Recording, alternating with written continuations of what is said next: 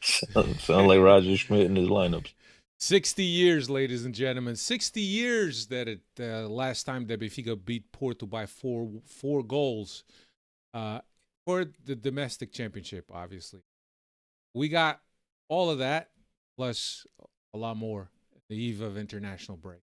Another night, another podcast. Hasta que no estás aquí dentro no sabes la grandeza de este equipo. Quero o Benfica intimidar o adversário. Quero um manto sagrado entrar com vocês em qualquer estádio e assustá-los, pá! É isso que eu quero!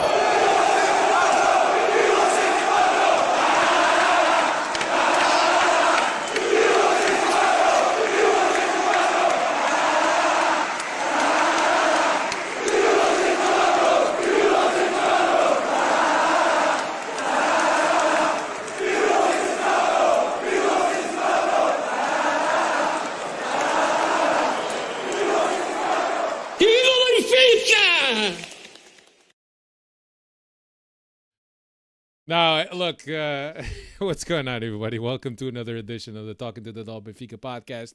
Now, real quick, a correction that Cristiano called me out. We didn't beat Porto by 4 goals. It sure felt like that. We beat them by 3 goals, but what I meant to say is that we haven't scored 4 goals on Porto since 60 years ago. In league play. But you know what's funny? 64-65 season, I think.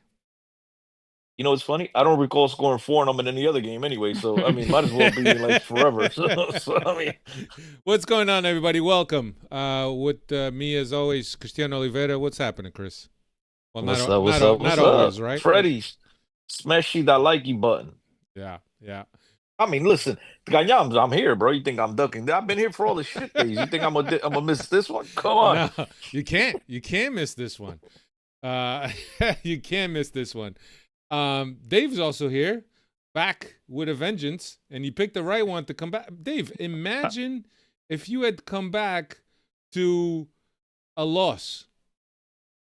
A loss on top of the Bayern debacle from last week too. Would have been another therapy session, but good. All positive fronts this week, leading up into an international break, which I'm sure we'll get into. But good to be back. I thought I was special, thinking that this was the first time in my lifetime that I seen a debacle or a smashing of Porto. But I guess it's a first in your guys' lifetime too. Yeah. So we're all in the same boat on this one.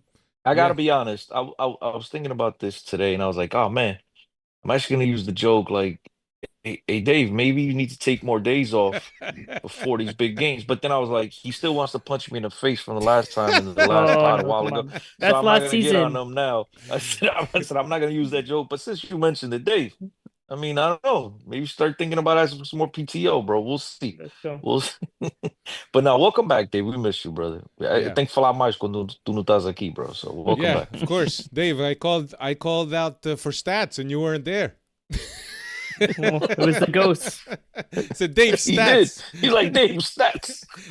So I took your job for the day, Dave. I took your job for the moment.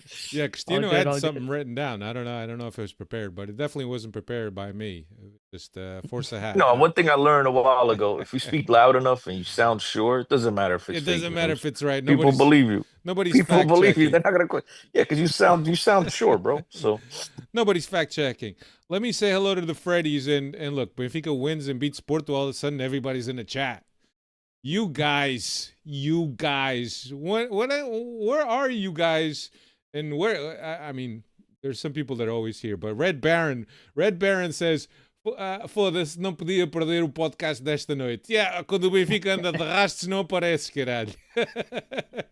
Bruno Gil Rodrigues, Logan Muniz, Zach, Game Stonk, Chico Marcelino is here early. Cristiano Oliveira is also here. Manuel da Cunha, Red Baron, Manny Valadão, Tony Fig, Diogo Reis, and everyone else. Don't mention that last guy. Don't mention that last guy. And everyone else that's going to join us a little later. So welcome, everyone. Thank you for being here. It certainly is a good night to be here. Finally back on schedule on Tuesday nights, but here we are. I don't know, Cristiano, I don't know if I could really explain some of the emotions that I felt on Sunday. We're going to try as we speak about the game, but certainly an odd time, right? Because we go to Munich. We played the way we did. We showed the way we did. And I remember you and I were something about, the club's reputation. Benfica is too big to go and with the posture that they did against Bayern. But espera aí, before you go on. Yeah. We Joe Rogan we is went here. to Munich. Oh, sorry, Joe We Hogan. We went to Munich. I don't. Some guys went talking to. About. Some guys went to Munich. Talking about. I don't recall. I recall this weekend's game. That's my memory doesn't go back that far. Some guys went to Munich with the Benfica jerseys. I don't know. Maybe they were imposters. Maybe like that. It was like an episode of Scooby Doo. Well, I mean, to be frank, it wasn't the guys themselves. I mean, you go and your general tells you what to do and you follow orders. So I mean, it's harsh to get on the guys. Yeah. Right. But I didn't want to drudge up old shit, right? But I think it's important to give some context to the weekend's game. So anyway, episode 541 is what we're up to. I just want to give it a little bit more time for everyone to get in the chat and just get in and listen to us. But today we only have one thing on tap. It's the Classico. We're going to be discussing the Classico. We got international break coming up, and we were speaking off air, and Cristiano says every time we beat Athletic Madrid, international break. We'll beat Porto, international break. It's like they just want to ruin our momentum. Sorry, Chris, I'm using your line, but you said that beautifully. It's good. It's less time for me on the mic. I appreciate it. Wait, I thought you went on Twitter. You said you had quite a bit of talk about this game, so we're just setting you up. We're setting you up. Anyway, Porto at Estádio da Luz this past Sunday. I'll give you the lineup. Trubin was in goal. Ba, Araújo, Otamendi, and Carreras across the back. Tino, Auschnitz, Koksu in the middle. Di Maria on one side, or Turkoglu on the other side, and Pavlidis up front. So nothing in terms of the 11. Benfica's strongest 11, I guess you could say that. Looking at this 11, and look, I'll just I was asked about this yesterday. I was on I do a little TV appearance on Portuguese TV in Newark, but I was asked about this in terms of. Sorry, I'm dropping. Dave, superstar here, Dave. But one of the things that I thought is that I thought that despite the game in Munich and the posture and the way the team showed in Munich, I despite it being Lage's own doing, because he admitted it was his own doing. A lot of players came out and said, "Look, we weren't ourselves. We weren't attacking. Didn't have players in it." So they spoke out in terms of how unhappy they were with the game that they had, but also in tones that, okay, well, it wasn't up to us. It was the coach that gave us. So coming off that game and needing to answer. And on top of it, playing Porto, there's almost like a double shot of motivation as I looked at it, because the players' pride was hurt, obviously, from Munich, because that's not the way they wanted to show. And now you got Porto at Estádio da Luz with no margin of error, and you have to have motivation to play against Porto, right? Because as you guys have heard us here on the podcast, Porto, Cristiano's famous line, Porto comes into our house, goes in the kitchen, opens up the fridge, fucks up the chicken, throws the bones on top of the counter. You know the story, right? You know that old story. So there is a motivation, how Lage has to motivate this team. And Lage, has quite a good record against big game or for big games and domestically, right? But it was just one of those things, Cristiano, that the team came into the game, pressed really high right from the start. Porto could not get out of their own half. They had the one shot, and that was the only thing that they had. The one shot in the 13th minute by Galeno, where he came across and he shot at a right foot and went over Ruben's goal. But other than that, it was just Benfica with the high press and just really choking Porto in the back. Yeah. I mean, look, I think I've used this line once or twice over the years. If you need to motivate players to play against Porto at Benfica, then maybe you shouldn't be on this club. You know what I mean? Games like this, if you can't get up on your own, yeah, please see your ass out out the door and don't come back. Nonetheless, look, the team was prepared to play. Lage did what Sergio Conceição's done to us in the past, which is just press us all over the field, force us into mistakes and then turnovers, and took advantage of the situation. But I gotta be brutally honest with you. As well as things went in the first half, and Benfica could have scored at least another goal Yeah. to be nice here, with what's his name? Pavlidis shot off the post and whatever. Yeah. I'm still yet to understand that foul call on Artur Kubler. I do not understand why the referee did not play advantage, which he did the rest of the game. He played advantage, if you guys recall. But all that being said, and I know we want to talk about moments in the game, Alfredo, rather than just fast forwarding through everything. But that being said, like, again, Benfica at no point was dominant, but they had the game in control. Yeah. Right? They had the game that under control, in control, whatever. That control the game, whichever term you want to use. And that being said, we go into the half at 1-1. And I couldn't help at the time to sit back and just say, yep, this is the shit we're accustomed to. Because, even when Benfica took the lead, at least me, I don't know about any of you guys in the chat. I don't know about any of you guys here, you, Dave, Alfredo. I always expect the hammer to drop at some point. Yeah. And it did. And it absolutely did. In a game that they had no business being in a game that they were lifeless, and Benfica was doing everything correct. And at the same time, repeating what I said before, they weren't dominant, right? I've had a couple people tell me Benfica dominated. I'm like, I don't know what game you were watching. They definitely had the game under control. They weren't dominant. They played better. They had the better chances. But it wasn't one of those performances. I think Atletico Madrid's performance was the better performance. We created a lot more scoring chances, a lot more dangerous opportunities. But nonetheless, a game that we had under control. And then our friends behind the goal decided to smartly throw a timeout in between the things, because momentum going in our favor apparently is not good for them. They don't like it. So they threw the flares on the field. The game was stopped.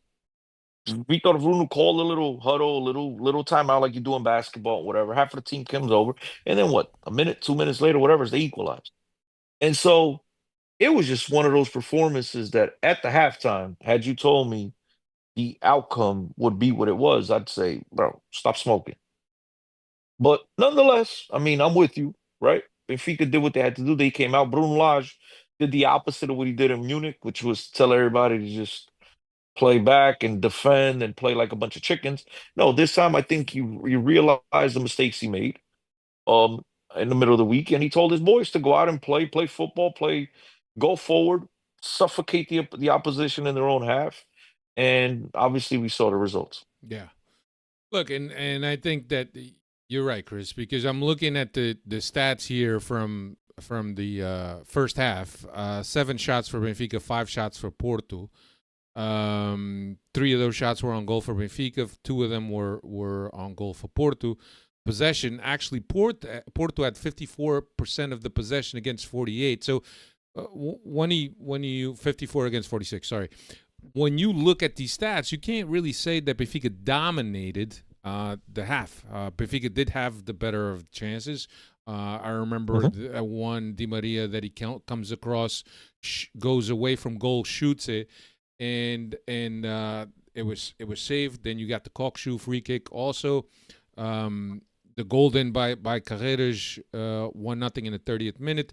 Pavlidis on the upright, and then we had the Tosches in the 39th minute, which at the time where I was watching the game, I really felt that Benfica had the momentum, and the Tosches really poured some water on Benfica's momentum. So there's a lot of people that don't subscribe to that, obviously, but I think that it takes away from the focus. And if you ever played the game, right, and obviously none of us have played at this level, right?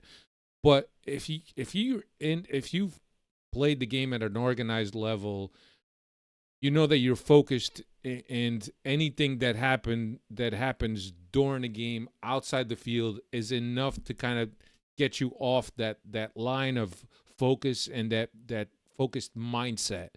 So there's a lot of people that don't subscribe to the fact that Benfica didn't allow, it wasn't because of the Toshas that Benfica allowed the goal. But at the end of the day, you got to make an argument that Benfica had the flow of the game, the momentum of the game at that time. The Toshas interrupted the momentum.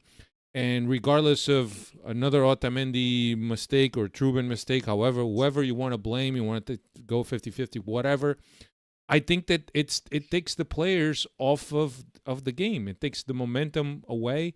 And when Benfica let me just finish, Chris, real quick, and before you go. And when Benfica has the timings for the press right at the time, and they were, because they were really preventing Porto from doing anything with the ball. That pause, because of those toshes, now it almost creates a reset in your mind where now you got to go and learn those timings again.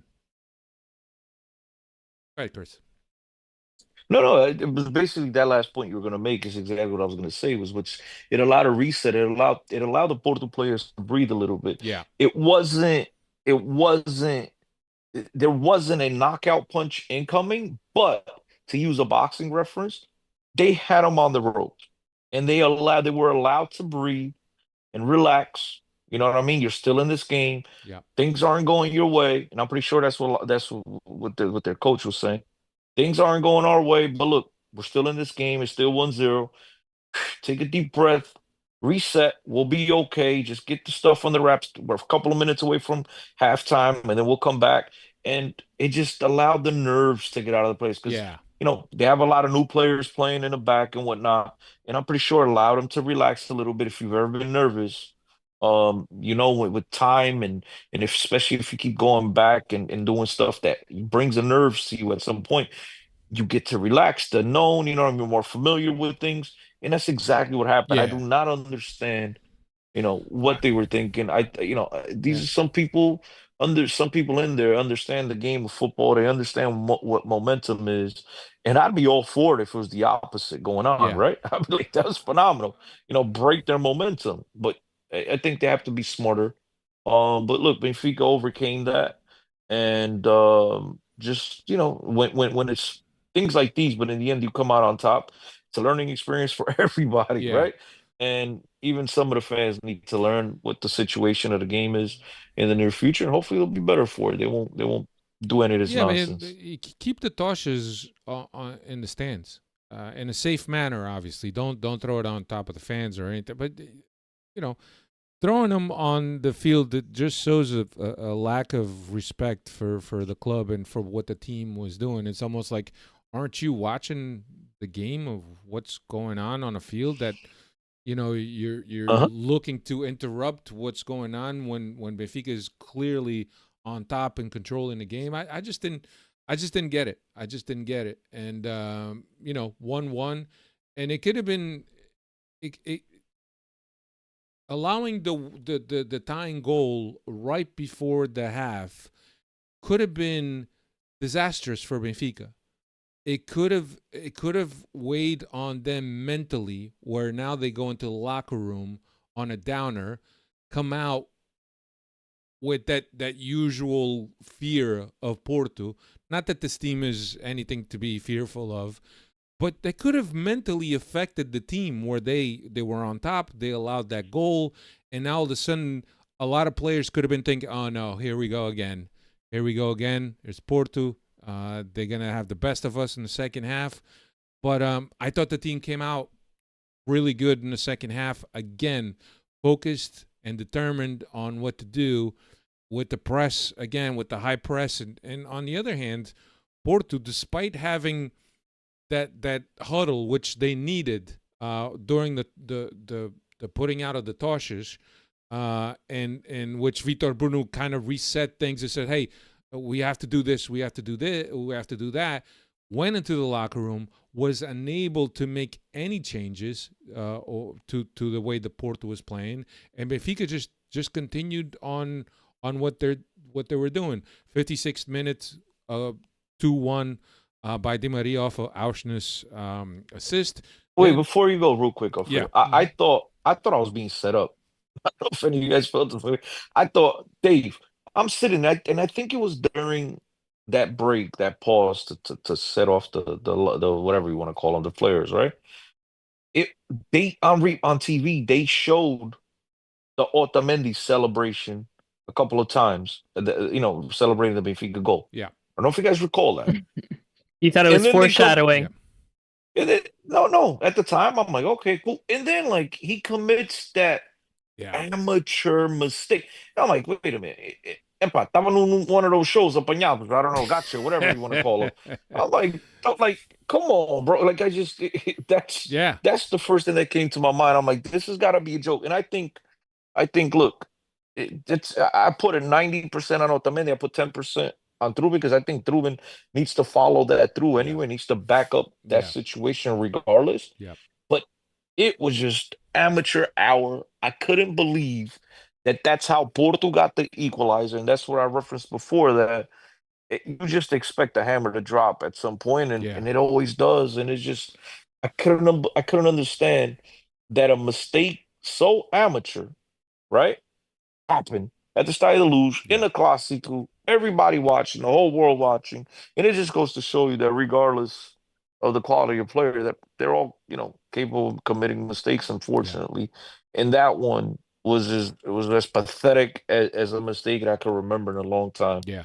Unfortunately, they're becoming more and more common though with Otamendi these days. I know he's got a position on this team because of his leadership and his veteranship, but there's gonna hopefully come a time soon here where these mistakes catch up, and we got to start questioning his position in this lineup and in this roster. I know January market is opening up here shortly, but that's 2 or 3 within the last month or two, and fortunately it didn't come back to bite us in the ass to lose points in this match, but that can't be happening. I know, like I said, veteran leadership, we're kind of lacking in that on this squad, but that's amateur defending there. Yeah. I told Alfredo and Hugo, because Hugo is a big Otamendi fan, and I understand what Otamendi brings to the team, and I appreciate the professionalism and the leadership that he's brought to this team over the last few years. But I said it at the beginning of the year. I remember having a conversation with Alfredo. I think I had it here when I questioned what has Tomás Araújo done to supersede Antonio Silva. And I remember suggesting that due to the fact that Otamendi's on his last year, whether he leaves in January or not, he's still on his last year at Benfica. Yeah. And I remember suggesting that what they should do is rotate the 3 of them. Yeah. So, like this game, you had Araújo, Otamendi. Next game is Silva and Otamendi, and then following game is Araújo and Silva. Because again, Benfica owes it to this team and to the players on this team. One, you have to develop these guys, keep them, obviously motivated and ready to play at any moment. And while understanding that Otamendi's leadership is needed in this locker room, but due to the fact that you're gone after the year, I don't owe you anything, bro. I owe it to the players on this team and the players that are going to be here next year. And again, obviously, it's Benfica. Anybody shows up with $10, they'll sell them. So we don't know if these players will be here next year or not. But while they're here, right, I need to get these guys prepared and get their, to develop as much as possible and get them ready to play alongside one another. So I still suggest that between now and January, if he is leaving in January or not, but between now and January, I would still suggest doing the same thing. I'd be rotating the 3 of them because obviously all 3 of them have proved that they could play, and maybe giving Otamendi a breather, not playing him game after game, maybe he'll be a little bit more focused and, more ready to go because he won't be as fatigued. So, I figured I'd just, that's what I would do with those guys. You bring up a great point, right? Because this is a player that didn't have vacation time like all the other players have had. He was Copa America. Then he went to Olympics. and the Olympics. Then he came to Portugal. And look, he's what, 36 years old. So I mean, look, I don't know if he's being managed properly, but certainly it would have been needed a rest, and I think that the rest may do him well. But I think that if he sits at some point and Antonio Silva and Araújo take over, I don't know if he's going to get back in there. But I do understand the situation with that you mentioned, Chris, in terms of the rotation. But I do believe that he's going to River Plate during the winter. You think so? Yeah. I mean, see, I think so. I don't know, man. I'm not sure, because I'll tell you why. Because it's not like Benfica has again, where's the other center back coming from? And having good young center backs is fantastic, but Yeah, but they're in too a young. game like this game, and obviously Porto is not the same old Porto with the antics, and they play totally different than what we're accustomed to. You still need leadership on this field.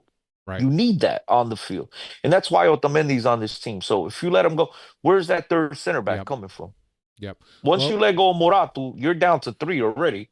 The other kid, I don't even know what he looks like. I have no idea who the other kid is. The kid from the B team that's been promoted to take over the Albanian kid, Baram. Okay. Yeah, he's not. You got Josh Winder that just got called to the U.S. national team. He's emerging too. He's logging games at the B team. Yeah, but you have to. Okay, but at some point you don't have a veteran presence. You have to make you can't go into a title challenge, a title fight for the rest of the season with unproven center backs. You're still gonna need, whether Otamendi leaves or not, you're gonna need a guy with the experience at the back in case one or the other two goes down. Yeah. Now, if you tell me, look, neither one of these guys is gonna get hurt, they're not gonna miss any time the rest of the year. Okay, fine. You don't need anybody else. But we all know how sports is, how it goes, right? There's players getting injured all the time, and there's nothing guaranteed. So Winder's a fantastic signing for a player that's got a lot of potential for the future. I don't know enough about the Albanian kid, but I just don't see Benfica letting go Otamendi and just having 4 22-year-olds at the back. I just don't see it. They've called Steven Vittoria, see if he's available. Chris wants a veteran presence. He might be available. He might still be with Shabs.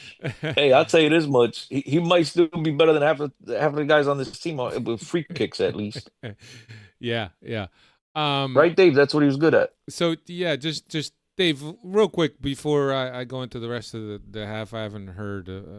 How did you see the first half of this game? Did you feel confident that we're going to take it to Porto, or after the 1-1, did you feel, oh no, here we go? The confidence grew as the match went on, and definitely the first goal, and still pressing high after that first goal. And like you mentioned, the Toshas really put a timeout and was like a reset for Porto, right? So I'm for responsible flares and proper timing of it as well. You gotta make a judgment call, especially when your team is got the momentum there. So yeah, I'm all for it. It adds to the atmosphere when done responsibly.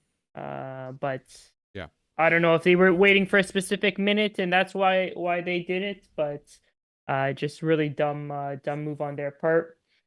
Porto gets the goal, and we're going into halftime. At least I'm going into halftime thinking same old song and dance. Here we go again. But luckily just for the us, record, I'm all for it too, Dave. I love that stuff. Love it. Because but I what do we thought talk it was bad time. Exactly. Because what do we talk about here? We watch old Benfica games on YouTube or the clips, and you see the atmosphere, you see the flags, you see the flares, right? And that's all disappearing, right? So I still think there is a time and place for it, but key word is a time and place, right? And you got to know when that time is. Yeah, and the Diabos Vermelhos actually had a couple smoke bombs and a nice little effect with yellow smoke bombs in the beginning of the game, right in the beginning stages of the game, and it was very well contained to their section. There was a lot of smoke, but it was It was a nice effect. No flares. I don't know if I saw any flares, but it was a nice effect. But it was responsible. Keep it in the stands, and as long as nobody gets hurt, do it responsibly. So, but just getting into the second half, Benfica 2-1 in the 56th minute, 3-1 in the 61st minute. So within the first 15 minutes of the second half, Benfica asserted their dominance in terms of turning the chances that they were creating into goals. And it was Di Maria off of Auschner's assist. I think I already mentioned that. And then Pavlidis off of a bar cross, which I believe the goal ended up being taken away from Pavlidis and turned into a known goal officially, if I'm not mistaken. After that, the game got stretched. Porto came forward, and then Benfica just started launching balls to Di Maria, and there was Di Maria against a couple defenders. So, at that point, I thought that Benfica had it, and Porto just looked powerless. Best came in for Turkoglu in a substitution where everybody felt that Di Maria was coming out, but it wasn't Di Maria, and they ended up changing it. Then in the 82nd minute, 4-1, Di Maria off of a PK, which was a clear PK. And I thought that that Benfica more than deserved this win. I think that even Vitor Bruno, the Porto coach, admitted that Benfica were just better. They were the just winners. A few substitutions at the end. Sanchez came in for Kokshu. Cabral came in for Pavlidis in the 84th minute. In the 88th minute, Amdouni came in for Di Maria, and Rolheiser came in for Auschwitz. But quite an atmosphere at Stadio de Luz, and I thought it was I forget what the number was. I think it was 63 and change. Yeah, 63 something. The biggest sellout, or I don't know if you call it. I don't know if it's a sellout or not, but the biggest crowd at Stadio de Luz this year. And look, I think as a Benfiquista, and oftentimes we watch these games and we see Porto's identity come out. We see Benfica's fear come out, and it's almost like we just become powerless to fight against Porto. And it was good. It was a breath of fresh air to see the way Benfica played, being aggressive, and just being on top of Porto and just being relentless. And I mean, not at any point did the team sit back after the 3-1 or the 2-1. They kept going at Porto, and I like that. I like that in Benfica, where they keep just going at it and score more goals. I don't like when the team manages. But I wanted to which is a change for right. Which is a change for Benfica because we're accustomed to seeing, right? We take the lead, and especially 2-1, and all of a sudden here comes David Luiz to play left back. Here comes RoboCop Aguiar to play center back. You know what I mean? It's great. And so yeah, the team never stopped going forward, never stopped pressing. Again, it's also a Porto that's not the strongest Porto. And Benfica took advantage of that. And I was watching this game, not gonna help but think to myself, if Benfica had some real speedy threats on the wing. Like we don't really have like a speedy winger. We don't have those type like a Rafa like we had in the past. If you had speed on the wings, I think the score could have gotten out of hand. You know what I mean? I know 4-1 is a nice, comfortable victory. We haven't done this. We haven't scored four against them since, like you said, 1960, whatever the hell it is. I wasn't even around. But I'm watching the gaps in the back. And even Di Maria had a couple of balls where he seemed like he was free for a while. And then, his legs just weren't there towards the end of the game, and they were able to catch up to him. If there was some speed on this team, man, the game could have really gotten out of hand. Yeah. And I hope that they're looking at this and hopefully going to attack that position and get players with that capacity in the January transfer window. Yeah, let me I wanted to read some comments here, and then there's some questions here. Chico Marcelino says, finalmente uma cabazada aos tripeiros, como crescido e moro no Porto, isto para mim é mel. So, look, in English, he said, yeah, good win. Yeah, everything's good. No, I'm joking. A good win, and the fact that I'm from Porto, this is beauty. Zach says, smack these mother. Zach just says, this season isn't even a top Benfica side. LMAO. Porto must be horrendous. Manuel de Cunha, boa noite, meus amigos. I can feel it's gonna be a great pod tonight. And I'm going back. These are some of the comments from early on. Manny Valadão said, "Man, beat Porto 4-1 and everyone's on time. LOL." Who else we got? Logan Muniz says, "Love beating Porto. My favorite." Yeah. Brad Barron says, quando o Benfica anda de rastro, estou ocupado a chorar.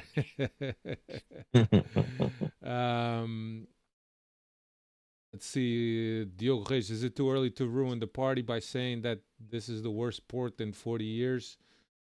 I don't know if it's the worst Porto in 40 years, but I'll tell you this much, right?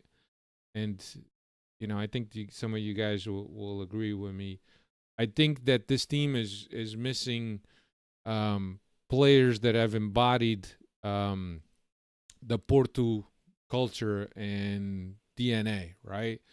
So players like Pep, who's gone, Chico Conceição, who's gone, Otávio, who's gone. All of those players, all of those met nojo. They still got the Canadian in the midfield, though. Can't stand that mofo. They still got those guys, there's met nojo. Those were the guys that, regardless of whether the team is getting beat, they're taking some people out. Some legs are flying. They're not allowing Benfica to get comfortable and to toy around with them. And I think that there's But Alfredo, they still have quite a few, man. João Mario came in dirty as hell. I'm surprised he didn't get a red card on that. There was no attempt at the ball. That Pepe, whatever you want to call him, coming off the bench. Galeno is always that. He's always got that attitude. But Benfica was able to take him out of the game. Same thing with Varela. I can't believe he didn't see his second yellow card on the penalty. Yeah. They still have those types of players. Now, what I think Benfica did this game was they did a phenomenal job of taking them out of the game and never giving them an opportunity to spread their wings, and therefore you didn't see that stupid attitude because they had nothing to brag about. They had to just take it on the chin, put their head down, and walk away. And I know I'm a guy that comes down here often, like, because I think that's what Diogo's trying to reference. He's trying to get me going all night, so even on Twitter, because he's always like, "Here comes the big butt from Chris," right? And I'm always the guy that's like, "Yeah, but we beat these monkeys, Gil Vicente was or whomever. Right? Sorry, Gil Vicente, not trying to pick on you, but we beat these small clubs. But when we play the bigger teams, we don't show. But today, at least today, and I'm not saying I'll do the same thing next podcast, but today, and I'm just gonna be celebrating that we whooped on Porto. I don't really give a shit about their condition. When they beat us, they don't care if we're up or down, good or bad. Yeah, like, yo, they don't care. They still have quality players. Let's not forget, they didn't lose a game all year, I believe, until this point. They were in second place. They lost to Sporting, Chris. Okay, they did lose. Okay, but they still have those types of players. They have the majority of those players. They lost Pep. Okay, they lost Chico Conceição. Okay, Otávio's been gone. It wasn't just now. So again, they have them, but Benfica just annihilated them. Benfica shut them out. They took them out of their game. And that was it. They never got a chance to spread their wings at the start of the loop. They don't. So let's give Benfica some credit. Forgetting one, not a player, but one key figure in this. Sergio Conceição would never let this happen. It doesn't matter if he has 11 monkeys on the. He would come in on the field and he would throw somebody down. What's the little Chihuahua they used to attack? Oh everybody? yeah, the that guy, the bald guy. Yeah, he's gone too. Yeah, This would never happen with those guys on the bench. He would squeeze the last little juice, whatever they could get out of this squad, because even last year's squad wasn't a strong squad either, but for better or for worse, he was always there yapping away and screaming his head off and getting the most out of his squads. I gotta be honest, right? Because I think that the logical and sensible portistas, right? They have to look at this year as year zero, right? You got a new president, new structure, basically new, new coach, right? you got a young squad that has quite a few players that are inexperienced, that are still looking for their best 11, right? And you got to look, as a Portista, you got to look this as year zero, and perhaps that's how they were in the beginning of the year until they beat Sporting in the Super Cup, and all of a sudden it's like, oh, we're candidates here. But I think that you can't, as a Portista, you can't get down on this team because there's been so much change and so much transition that you almost have to chalk up this year in terms of what your expectations should be. And I know this might be sacrilege to say something that you're not a candidate for the title. You always want to be a candidate for the title, right? But you got to think that the best thing that we could pull out of this season is to qualify for Champions League or for a playoff or for European competition so that money can keep coming in. Other than that, I mean, I don't understand. I mean, it's messages on, whatever. It's their prerogative that they do whatever they do. There's still a little bit of fans that support Pinto Costa, and I think that's mostly the Super Dragões, whatever. But I think that this is a team that needs some time, and I'm not defending them obviously, and I'm not playing down anything that Benfica accomplished, because I will take it, and I thought it was a really good accomplishment, and we haven't seen an attitude by Benfica against Porto in a very long time like this. And Cristiano, it probably reminded me of Lage's trip to the Dragão with the João Felix goal or goals. That kind of it has some similarities to this game in terms of the attitude that Benfica showed. But I Red Baron brings up a great point, and this is something that I've also read, that Lage started winning this game in Munich. Thoughts? I could understand it because he gave Di Maria a break. He gave Florentino a break. I understand. But look, man. Pavlidis a break also? Then start Who? Pavlidis? Yeah, with yeah, exactly, Pavlidis? exactly. But I don't. You might be right, but it still doesn't go down well the way that we attack that game. It's still very, very small-minded. I mean, we come on here on the podcast, and if he's all over the world, we complain about playing against the small teams in in the campeonato, and them playing like that, staying out, coming out of the back, never. And now we went and did the exact same thing. I didn't like it at all. I was cool with the lineup, and I think I said this on the podcast, Alfredo. I was cool with the lineup. I just wasn't cool with the way that we attacked that game. Right. And so, nonetheless, look, we won the game. That's all that matters against Florida Porto. I can understand what you're saying, but I don't want to look at it that way. You know what I'm saying? Benfica should always come out to win games, and that was not what we did in Munich. So yeah, a bola cadernos. I certainly could understand that shout in terms of you rest some players, you line up ultra defensively. I get it. Bola cadernos to say Ota merda is a mistake waiting to happen. Even Stevie Wonder can see how bad he is. Joe Hogan says Otamendi does not need to start all the time. Joe Hogan also says, I want to see Araújo and Silva starting together. Bola Caderns says, Joe, he doesn't need to play at all. Antonio Silva and Tomás Araújo should be the main center backs. What else? Diogo Reis says Antonio should start getting some starts, but his play has not given me the confidence like Araújo has. What else? Kevin Ortiz says Sergio is making more kids for Porto. There's a lot of good comments, and we appreciate it. But certainly, you look at a game like this, it has to go down as one of the games that you're going to remember, because it was so non-traditional Benfica against Porto, and it's just like it's something that us fans, we can't comprehend this fear that whenever we play Porto, whether it's at the Dragão and especially at Estádio da Luz, we shouldn't be afraid to play Porto at Estádio da Luz.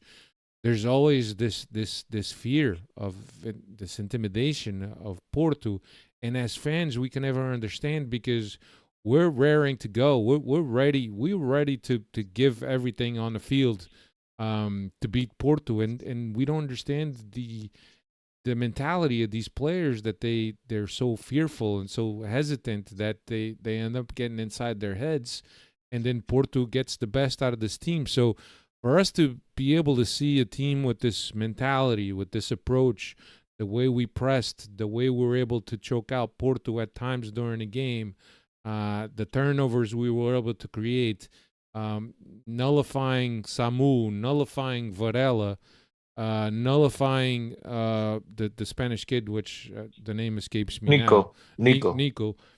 I thought it was one of those games that things went really well for Benfica. Porto had a very young lineup out there, very inexperienced lineup.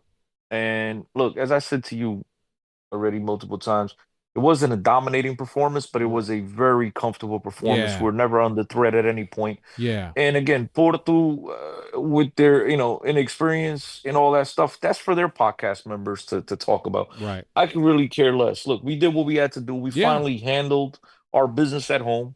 This is what we've been talking about for years and years and years, with the exception of obviously when Porto had those dominant teams, and Benfica did as well. But in other years, Benfica, just when they were clearly better than Porto, they weren't able to control games and walk away with easy victories. And for once, man, for once, it was finally good to see Benfica do that. And this whole talk, and I'm trying to scratch my brain here. Like, I don't recall Benfica ever scoring 4 against these guys. I'm trying as far as I can. So 60 years, 20, I don't care, man. It was brilliant to see a Benfica Porto game come to an end and I'll be sitting there sweating. Yeah. Okay. So that was great. Just for us to read that last Bruno Gil Rodriguez comment after you make your comment. I couldn't watch the Munich game. It was against what I think what Benfica is. Yeah, no, I agreed, and we already said that last week here that the team was unrecognizable, and that's not how I want my team to show up, especially in European stages when there's a lot more eyes. And such a high-profile match against Bayern also. I agree with that. Diogo Reis says Florentino doesn't get enough credit for his game. He was a boss. Yeah, I agree. I agree with him. I disagree. Look, I think that when Florentino, all he has to do is destroy, perfect. When he has to build, it's just like, ugh. I think with a real number 6, my God, will Benfica. And again, not that we're winning Champions League, but Benfica will be a much, much better team with a real number 6, a guy that knows how to come out and play with the ball and the whole nine. Look, now, that doesn't take away from his defensive performance and that he did well. I'm not going to sit here and shit on his performance. Yeah. But again, with a real number 6, things get really interesting in the Campeonato. Yeah. So what message do you guys think this sends to this Porto team that they're in trouble this year? Nothing, because this is the international break is doing what the no-name boys did. No, I wasn't even going there, Dave. I was just like, it's not, because by the time they come back and play, everything will be forgotten. The momentum is right. Yeah. Does Benfica play? No, they're on an international It's a break, right? Taça. It's a Taça game right after. If they came back. Look, for Porto, Alfredo, as Dave said, it's for them to worry about, but I'll give my 2 cents. Like I said, they're a very young team. They had, I don't know if they're the youngest team in the league, but they're right there with the youngest teams in the league. They're obviously going to build off of this. They're going to get better as the season goes on because there's the reasons that I stated before. The inexperience in the back 4 and the whole 9, they're going to get better. They have kids that are going to get better.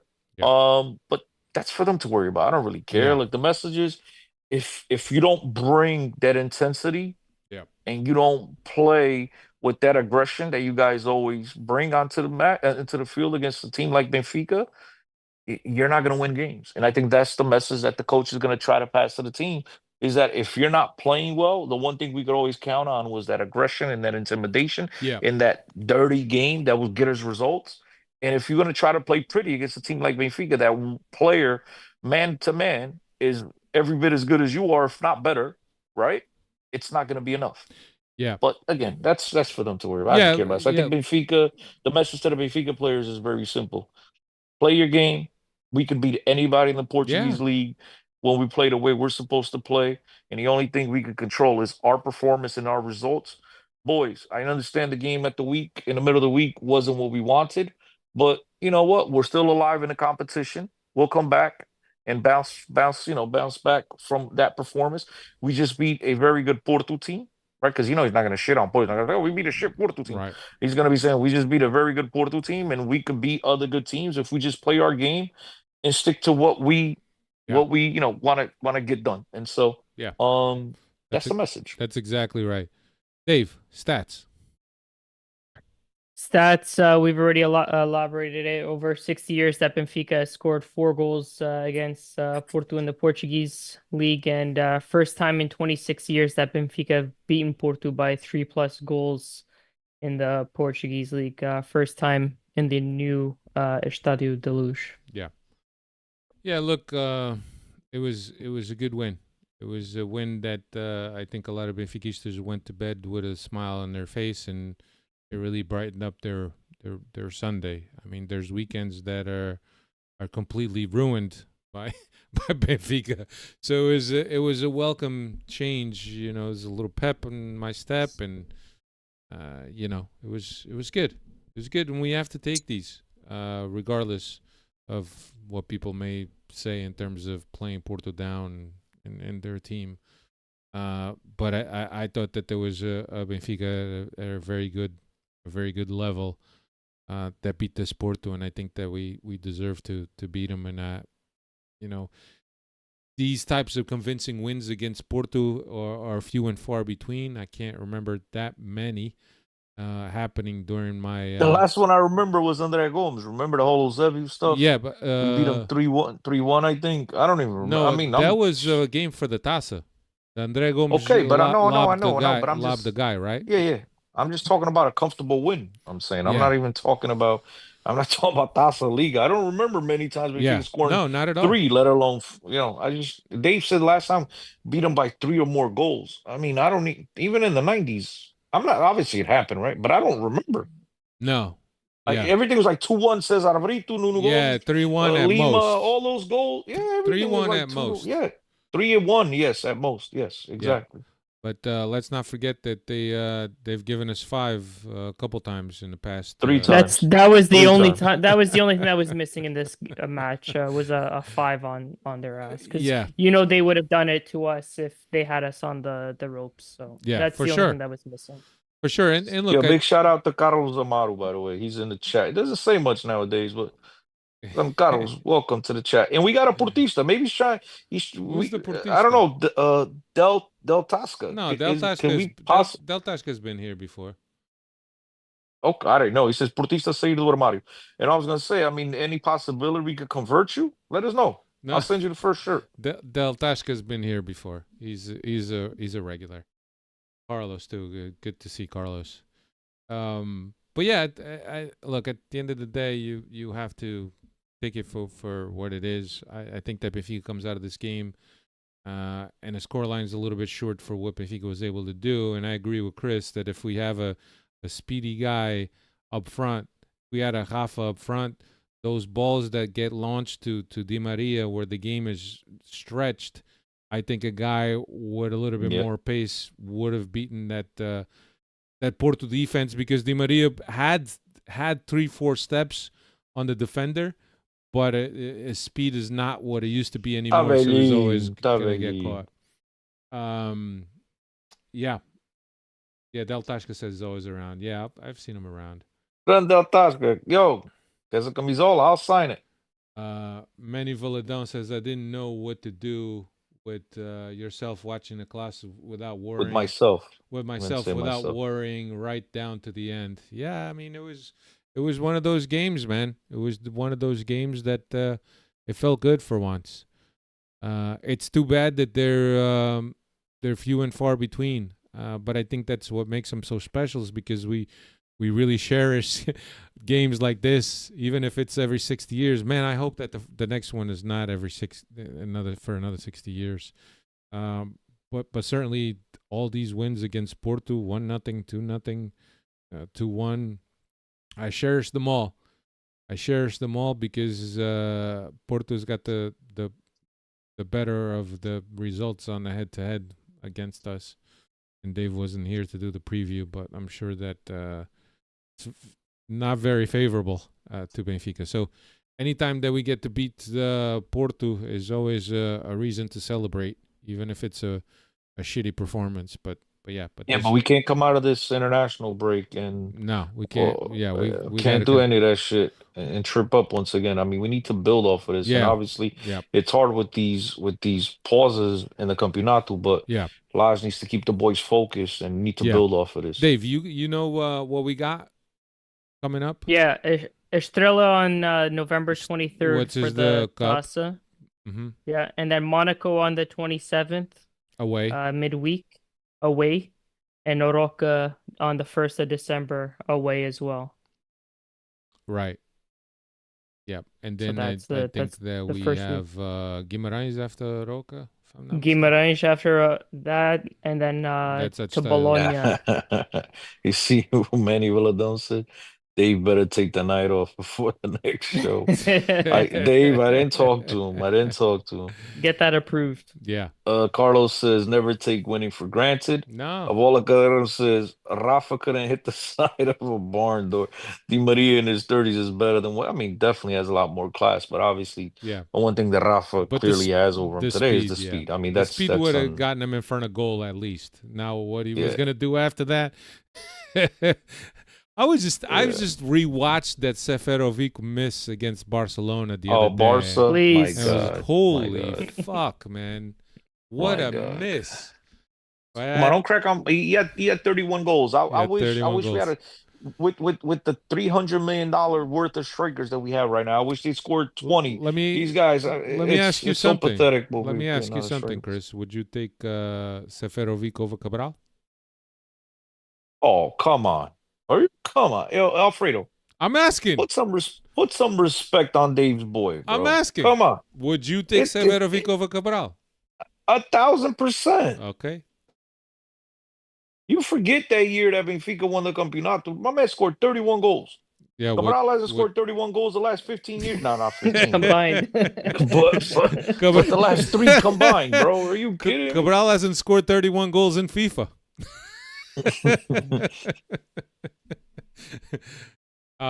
Anyway, that's all we really got. I don't know if you guys have anything else to add on. We appreciate all the Freddies being here and being active in the chat, and smash the like button. Smashing the like button. Yeah. What up? It was nice, man. It was a nice, peaceful Sunday afternoon. Yes, it was. Whatever you want to call it.